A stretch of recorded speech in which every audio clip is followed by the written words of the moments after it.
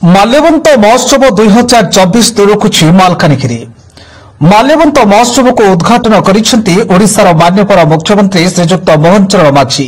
सांखरे रहिथिले गणशिक्षा मंत्री श्रीजुक्त नित्यानंद गंड, नवरंगपुर एमपी श्रीजुक्त बलभद्र माझी, मालकानगिरी एमएलए श्रीजुक्त नरसिंह मार्कामी, चित्रकोंडा एमएलए श्रीजुक्त मंगू खिलो, जिला परिषद चेयरमैन श्रीमती समारी तंगुलू एवं जिलापाल श्री आशीष ईश्वर पाटिल।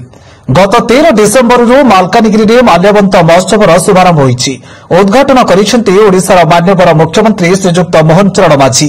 विगत दिन मालकानगिरी जिलापाल श्री आशीष ईश्वर पाटिल, मालकानगिरी एमएलए श्रीजुक्त नरसिंह मार्कामी, चित्रकोंडा एमएलए श्रीजुक्त मंगूखिल भुवनेश्वर मुख्यमंत्री को भेटी मालकानगिरी माल्यवंत महोत्सव शुभारंभ तथा उद्घाटन करने निमंत्रण करथिले। तेणु मुख्यमंत्री तांकर कथा तथा निमंत्रण रक्षा करी मालकानगिरी जिलावासी सुख दुख कथा बुझिबा मालकानगिरी आसिथिले।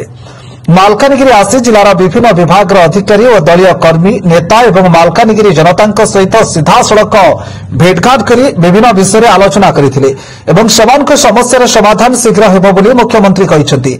मुख्यमंत्री कहिसेंती मालकानगिरी जिलार जीवन रेखा हेउची प्रकृति एवं प्राकृतिक संपद। जिलार विभिन्न अंचल और गाँ गहलीर लोकायत प्रतिभा को लोकलोचन को आनी राज्य तथा देश एवं देश बाहर परिचित कराइबा संगे संगे जिलार विकास को आगे नेब एही महोत्सव। मालकानगिरी बीड कॉलेज शीघ्र कार्यक्रम हेब। जयपुर मालकानगिरी रेल प्रकल्प कार्य शीघ्र त्वरान्वित हेब। एयर स्ट्रिप कार्य को विस्तार करा आदिम बंडा एवं बिडाई जातिर सर्वांगीन विकास करा बोली मुख्यमंत्री मोहन चरण माझी कहिसेंती। माल्यवंत महोत्सव में हजार हजार संख्यार दर्शक माने मालकानगिरी जिला सहित राज्यर अन्य जिलूर पड़ोशी राज्य आंध्र प्रदेश, तेलंगाना, छत्तीसगढ़ राज्य अनेक दर्शक आसुछंती माल्यवंत महोत्सव देखिबा पई। जिला राज्य एवं विभिन्न राज्यर दोकानी माने विभिन्न प्रकार परंपरागत सामग्री सहित स्वादिष्ट व्यंजन सामग्री दुकान देखिबाकू मिलिछि मेलारे। गत 13 डिसेम्बर तारीख माल्यवंत महोत्सव आरंभ होईछि। आज समाप्त हेबो माल्यवंत, किंतु 16 एवं 17 डिसेम्बर 2 दिन डीएनके खेल पड़िया पल्लीश्री मेला अनुष्ठित होउछि। पल्लीश्री मेला आपण माने विभिन्न प्रकार नित्य व्यवहार्य परंपरागत सामग्री एवं अन्य सामग्री क्रय करिपारिबे। मालकानगिरी माल्यवंत महोत्सव गोविंद मंडल का रिपोर्ट न्यूज ओडिया 30। बहुत गुड़े सरकार करिसेंती 14-24 भितरे एवं डबल इंजिन सरकार एमती किसी जिनस नाही जोटा हेई परिबो नाही। मोदी जी को सरकार आसीबा पूर्वरु मालकानगिरी जिले में गोटे भी सरकारी कॉलेज नथिला।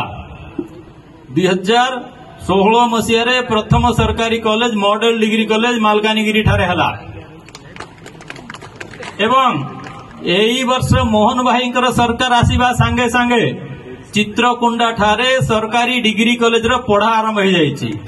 भित्तिभूमि आगामी दिन में आमे करिबु। गोटे कथा मु कहिबी, माल्यवंत महोत्सव एवं ये जिलार नाम होउची मालकानगिरी।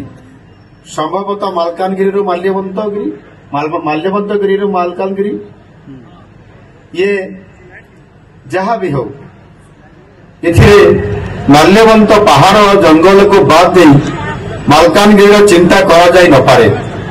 भारतीय संस्कृति और परंपरा अनुसार ये भूमि प्रभु श्रीराम और माता सीता चरण स्पर्श से पवित्र हो जाइए। ओडिशार एकमात्र ये मालकानगिरी जिला जो प्रभु श्रीराम और माता सीता चरण स्पर्श हवा।